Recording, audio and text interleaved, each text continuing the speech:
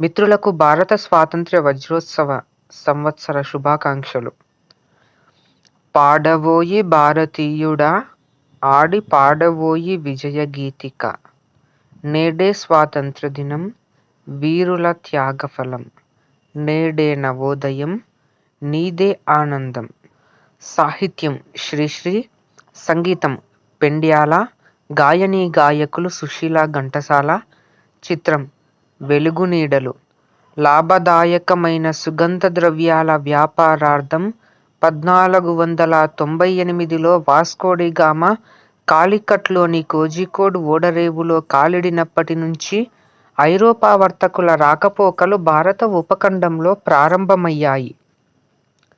1757లో జరిగిన ప్లాసీ యుద్ధంలో Robert Clive నేతృత్వంలోని బ్రిటిషు సైన్యం బెంగాల్ నవాబుపై విజయం సాధించటంతో భారతదేశంలో ఈస్ట్ ఇండియా కంపెనీ పాలన ప్రారంభమైంది.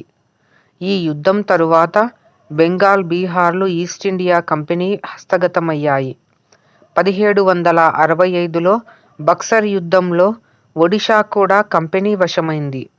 1839లో మహారాజా రంజిత్ సింగ్ మరణానంతరం 1845-46లో జరిగిన మొదటి ఆంగ్ల సిక్కు యుద్ధం తరువాత 1848-49లో జరిగిన రెండవ ఆంగ్ల సిక్కు యుద్ధాల పర్యవసానంగా పంజాబ్ కంపెనీ వశమైంది. ఈ కాలంలో బ్రిటిష్ పార్లమెంటు కొత్తగా ఆక్రమించుకోబడిన రాజ్యాల పరిపాలనార్థమై అనేక శాసనాలు చేసింది.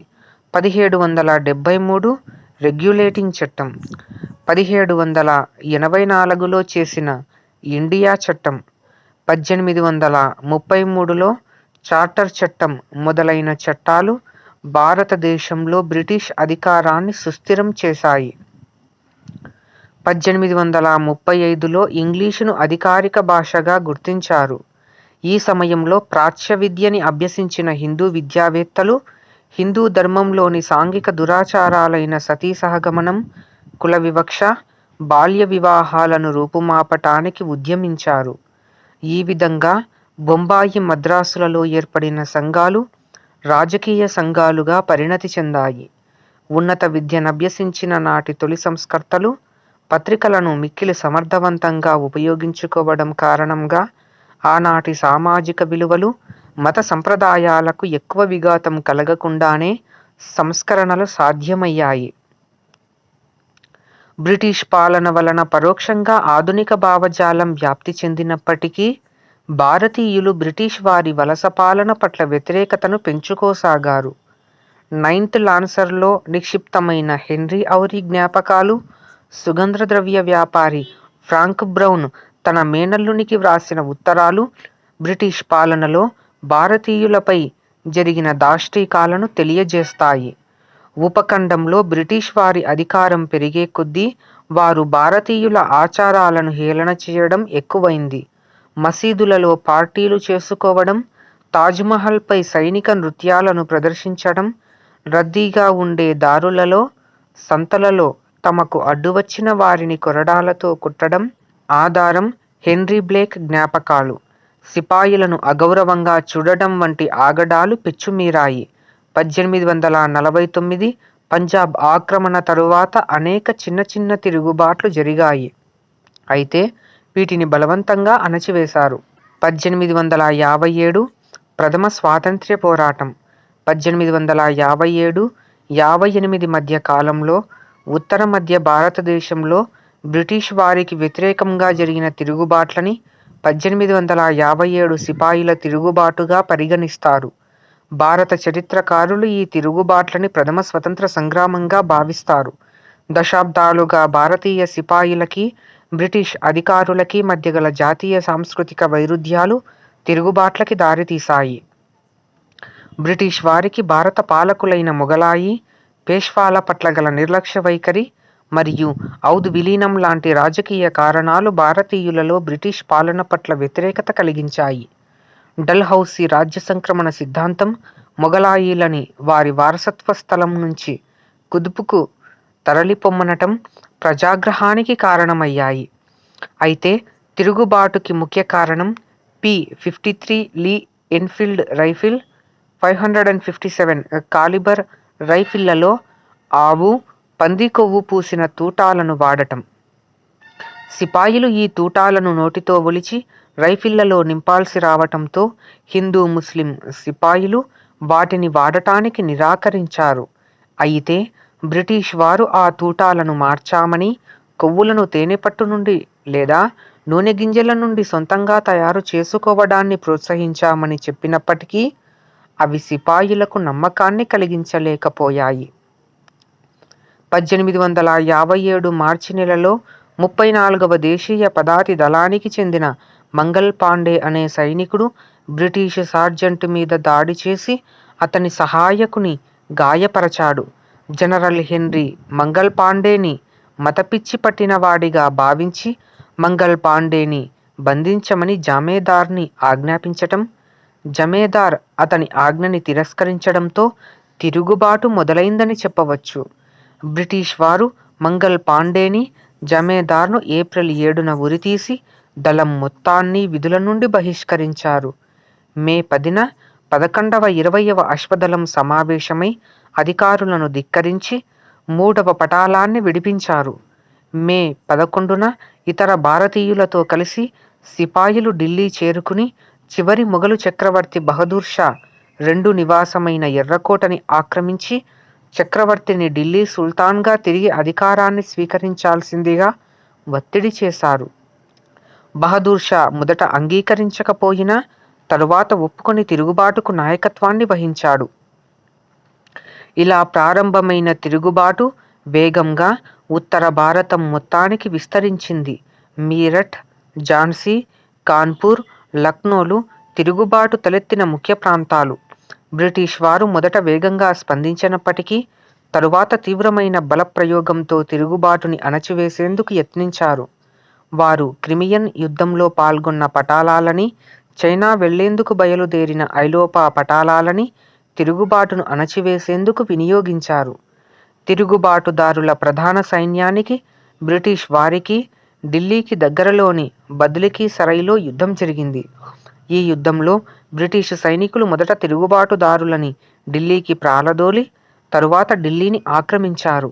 ఢిల్లీ ఆక్రమణ జూలై 1న ప్రారంభమై ఆగస్టు 31న పూర్తయింది. ఈ యుద్ధంలో 1 వారం పాటు అడుగడుగునా వీధి పోరాటం జరిగింది. అయితే తిరుగుబాటుదారుల మీద బ్రిటిష్ వారు విజయం సాధించి నగరాన్ని తిరిగి ఆక్రమించారు. జూన్ 20న గ్వాలియర్లో చివరి ముఖ్య పోరాటం జరిగింది. ఈ పోరాటంలో ఝాన్సీ లక్ష్మీబాయి మరణించింది.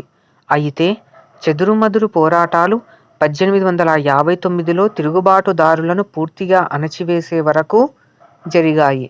ఔద్ రాజు అంతరంగికుడైన అహ్మదుల్లా, నానాసాహెబ్, రావ్ సాహెబ్ పరివారం, తామ్తియా తోపే, అజీముల్లా ఖాన్, రాణి ఝాన్సీ లక్ష్మీబాయి, కున్వర్ సింగ్, బీహారులోని రాజపుత్ర నాయకుడైన జగదీష్పూర్, మొఘలు చక్రవర్తి బంధువైన ఫిరోజ్ షా, బహదూర్ షా II, ఫ్రాన్సుక్ యాదవ్, రెవారీ బ్రిటిష్ వారిని ఎదిరించిన తిరుగుబాటుదారులలోని ముఖ్య నాయకులు.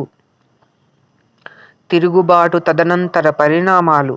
1857 తిరుగుబాటు భారతదేశ చరిత్రలో ఒక ముఖ్య మలుపుగా చెప్పవచ్చు. బ్రిటిష్ వారు ఈస్ట్ ఇండియా కంపెనీ పరిపాలనను రద్దు చేసి విక్టోరియా రాణి పరిపాలనను ప్రవేశపెట్టారు. భారత పాలనా వ్యవహారాలను చూసుకోవడానికి వైస్రాయిని నియమించారు. ఈ విధంగా భారతదేశం నేరుగా బ్రిటిష్ పాలనలోకి వచ్చింది. తన పాలనలో భారతదేశ ప్రజలకు సమాన హక్కులు కల్పిస్తానని బ్రిటిష్ రాణి ప్రమాణం చేసింది. అయినప్పటికీ బ్రిటిష్ వారి పట్ల భారత ప్రజలకు అనుమానాలు తొలగలేదు. ఈ అనుమానాలు 1857 తిరుగుబాటు అనంతరం విస్తృతమయ్యాయి. బ్రిటిష్ వారు తమ పాలనలో అనేక రాజకీయ సంస్కరణలు ప్రవేశపెట్టారు. భారతదేశంలోని అగ్రవర్ణాల వారిని, జమీందారులను పరిపాలనలో భాగస్వాములను చేశారు. భూ ఆక్రమణకు స్వస్తి పలికారు. మత విషయాలలో ప్రభుత్వ జోక్యం నిలిపివేశారు. భారతీయులను ప్రభుత్వ ఉద్యోగాలలోకి అనుమతించారు. అయితే ఆచరణలో క్రింది తరగతి ఉద్యోగాలకే పరిమితి చేశారు. సైన్యంలో బ్రిటిషు సైనికుల నిష్పత్తిని పెంచటం, ఫిరంగులు మొదలైన భారీ ఆయుధాలను బ్రిటిషు సైనికులకే పరిమితం చేశారు. బహదూర్ షాను దేశ బహిష్కృతిని గావించి బర్మాకి తరలించారు. 1862లో అతను బర్మాలో మరణించడంతో భారత రాజకీయాలలో మొగలాయుల వంశం అంతమైందని చెప్పవచ్చు. 1877లో బ్రిటన్ రాణి తనను భారతదేశానికి రాణిగా ప్రకటించుకుంది. సంఘటిత ఉద్యమాలు, సిపాయిల తిరుగుబాటు తరువాతి దశాబ్దాల్లో భారతదేశంలో రాజకీయ చైతన్యం హెచ్చింది. రాజకీయాలలో భారత ప్రజల వాణి వినిపించసాగింది. అంతేకాక జాతీయ స్థాయిలోనూ ప్రాంతీయ స్థాయిలోనూ అనేకులు భారత ప్రజలకు నాయకత్వం వహించసాగారు. దాదాబాయి నౌరోజీ 1867లో ఈస్ట్ ఇండియా అసోసియేషన్ తూర్పు భారతీయ సంఘం స్థాపించారు. 1867లో Surendranath Banerjee Indian National Association భారత జాతీయ సంఘం స్థాపించారు. పదవీ విరమణ చేసిన బ్రిటిష్ ప్రభుత్వ ఉద్యోగి అలన్ ఆక్టేవియస్ హ్యూమ్ ప్రోత్సాహంతో బొంబాయి, ముంబైలో సమావేశమైన 73 మంది భారత ప్రతినిధులు భారత జాతీయ కాంగ్రెస్ని స్థాపించారు. వివిధ రాష్ట్రాలకు చెందిన వీరిలో చాలామంది పాశ్చాత్య విద్యనభ్యసించి న్యాయ, పాత్రికేయ, విద్యారంగాల వంటి వృత్తులలో ఉన్నవారు. కాంగ్రెస్ ఏర్పాటైన కొత్తలో ఏ విధమైన సిద్ధాంతాలు లేక కేవలం అనేక అంశాలపై చర్చలకు పరిమితమై బ్రిటిషు పాలన పట్ల అనుకూలతను వ్యక్తం చేయటానికే పరిమితమైంది. ప్రతి వార్షిక సమావేశాలలో ప్రాథమిక హక్కులు, పౌరసేవలలో ప్రభుత్వంలో భారతీయ భాగస్వామ్యం మొదలైన తక్కువ వివాదాస్పదమైన విషయాలలో అనేక తీర్మానాలను చేయటానికి పరిమితమైంది. ఈ తీర్మానాలను వైస్రాయికి, కొన్నిసార్లు బ్రిటిష్ పార్లమెంటుకు నివేదించేవారు. అయితే తొలినాళ్లలో కాంగ్రెస్ సాధించింది చాలా స్వల్పం. భారత ప్రజలకు ప్రాతినిధ్యం వహిస్తున్నట్లు చెప్పుకున్నప్పటికీ కేవలం నగరాలలో నివసించే శిష్టజన వర్గానికే కాంగ్రెస్ పరిమితమైంది. ఇతర వర్గాలకి కాంగ్రెస్లో ప్రాతినిధ్యం నామమాత్రమేనని చెప్పవచ్చు. ఆర్య సమాజము, బ్రహ్మ సమాజం మొదలైన మత సమాజాలు సంఘ సంస్కరణలకు మిక్కిలి కృషి చేశాయి. మత సంస్కరణలు, సాంఘిక గౌరవం మొదలైన విషయాలలో వీరి బోధనలు జాతీయతా భావనకు పునాదులు వేశాయి. ప్రజలు తమను భారత జాతిగా గుర్తించసాగారు. స్వామి వివేకానంద, రామకృష్ణ పరమహంస, శ్రీ అరబిందో, సుబ్రహ్మణ్య భారతి, బంకించంద్ర చటర్జీ, సర్ సయ్యద్ అహ్మద్ ఖాన్, రవీంద్రనాథ్ ఠాగూర్, దాదాబాయి నౌరోజీ మొదలైన వారి కృషి జాతి పునరుత్తేజం పట్ల, స్వేచ్ఛ పట్ల ప్రజల్లో ఇచ్ఛను వ్యాపింపజేసింది. 1900 నాటికి కాంగ్రెసు అఖిల భారత స్థాయిని చేరుకున్నప్పటికీ ముస్లిములను ఆకట్టుకోలేకపోయిన వైఫల్యం దాని విజయాల స్థాయిని తగ్గించింది. మత మార్పిడిపై హిందూ సంస్కర్తల దాడులు, గో సంరక్షణ, ఉర్దూను అరబిక్ లిపిలోనే ఉంచడం మొదలైన కారణాల వల్ల ముస్లిములు తమ అల్పసంఖ్యాక గుర్తింపు, హక్కులు కోల్పోతామన్న భయంతో కాంగ్రెసును భారతీయుల ఏకైక ప్రతినిధిగా అంగీకరించలేదు. సర్ సయ్యద్ అహ్మద్ ఖాన్ ముస్లిం పునరుత్తేజ ఉద్యమం 1875లో అలీగర్లో మహమ్మదన్ ఆంగ్లో ఓరియంటల్ కాలేజీ, నేటి అలీగర్ ముస్లిం యూనివర్సిటీ స్థాపనకు దారితీసింది. దాని ముఖ్యోద్దేశం ఇస్లాం మరియు నూతన పాశ్చాత్య విజ్ఞానాల మేళవింపుతో విద్యాబోధన చేయడం. కానీ భారత ముస్లిములలో ఉన్న భిన్నత్వం వారిలో సాంస్కృతిక సైద్ధాంతిక ఏకత్వాన్ని సాధించలేకపోయింది. ప్రాంతీయ మరియు రాష్ట్రీయ రాజకీయాలపై బెంగాలీ సంస్థానంలోని హిందూ మేధావుల ప్రభావం చాలా ఎక్కువగా ఉండేది. జనాభా ఎక్కువగా ఉన్న ఈ చాలా పెద్ద సంస్థానాన్ని పరిపాలనా సౌలభ్యం పేరుతో అప్పటి వైస్రాయి గవర్నర్ జనరల్ 1899-1905 మధ్యన అయిన కర్జన్ 2 భాగాలుగా చేయాలని ఆదేశించాడు. దర్మిలా ఢాకా రాజధానిగా, అస్సాంతో చేరి తూర్పు బెంగాలు, అప్పటికే బ్రిటిషు రాజధానిగా ఉన్న కలకత్తా రాజధానిగా పశ్చిమ బెంగాలు ఆవిర్భవించాయి. ఈ ఆదేశంపై బెంగాలీలు మండిపడ్డారు. దీనికి వ్యతిరేకంగా వీధి వీధిన ఉద్యమాలు జరిగాయి. పత్రికల ద్వారా ఆ ఉద్యమాలకు ప్రాచుర్యం లభించింది. ప్రజాభీష్టానికి విరుద్ధంగా వారి భావాలకు విలువనివ్వకుండా చేసిన ఈ పని బ్రిటిషు వారి విభజించి పాలించే పద్ధతికి అద్దం పట్టింది. కాంగ్రెసు స్వదేశీ నినాదాన్నిచ్చి బ్రిటిషు వర్తకుల బహిష్కారానికి పిలుపునిచ్చింది.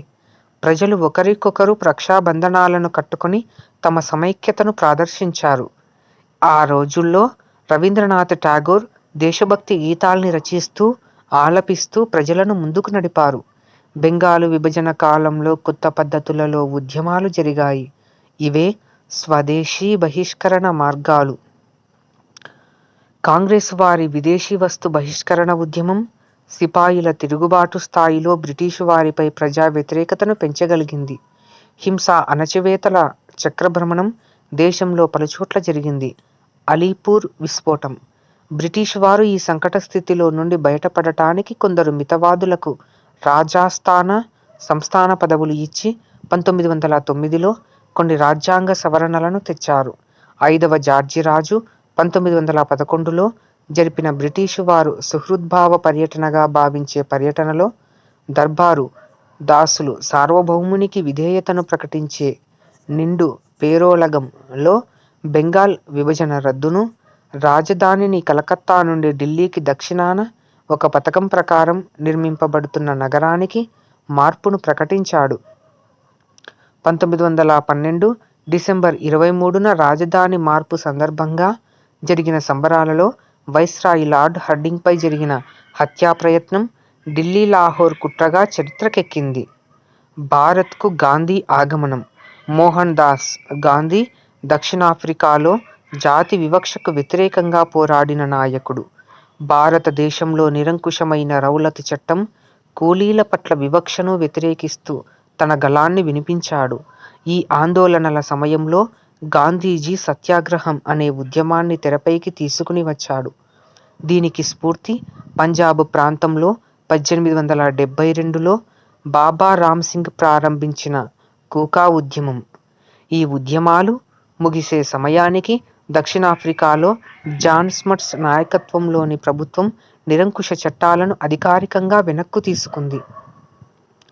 20 సంవత్సరాల తర్వాత భారతదేశానికి తిరిగి వచ్చిన గాంధీకి ఇక్కడి పరిస్థితులు, రాజకీయాలు కొత్త. అప్పట్లో కాంగ్రెస్ కావాలని అడుగుతున్న ఉమ్మడి వ్యాపార సామ్రాజ్యాన్ని సమర్థించాడు. ఆంగ్లేయులు భారతదేశానికి తీసుకువచ్చిన పారిశ్రామిక అభివృద్ధి, విద్యాభివృద్ధి అప్పుడు దేశం ఎదుర్కొంటున్న ఎన్నో సమస్యలకు పరిష్కారంగా భావించాడు. కాంగ్రెస్ పార్టీలో సీనియర్ నేతయైన గోపాలకృష్ణ గోఖలే గాంధీకి మార్గదర్శకుడిగా మారారు.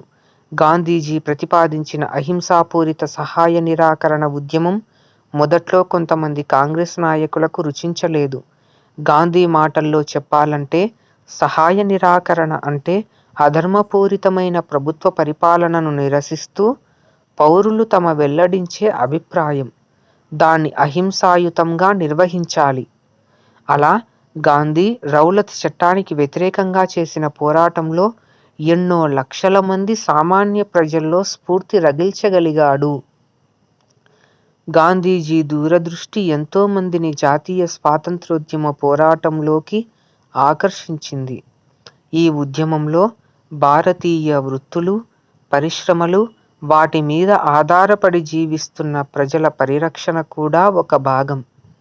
ఉదాహరణకు బీహార్లోని చంపారణ్లో వాణిజ్య పంటలను బలవంతంగా పండించమని పేద రైతులను బలవంతం చేస్తూ, వారి నుంచి అన్యాయంగా అధిక మొత్తంలో పన్నులు వసూలు చేస్తూ, వారికి ఆహార ధాన్యాలు కూడా సరిగా అందుబాటులో లేకుండా చేసే ప్రభుత్వ విధానాలపై పోరాడి విజయం సాధించారు.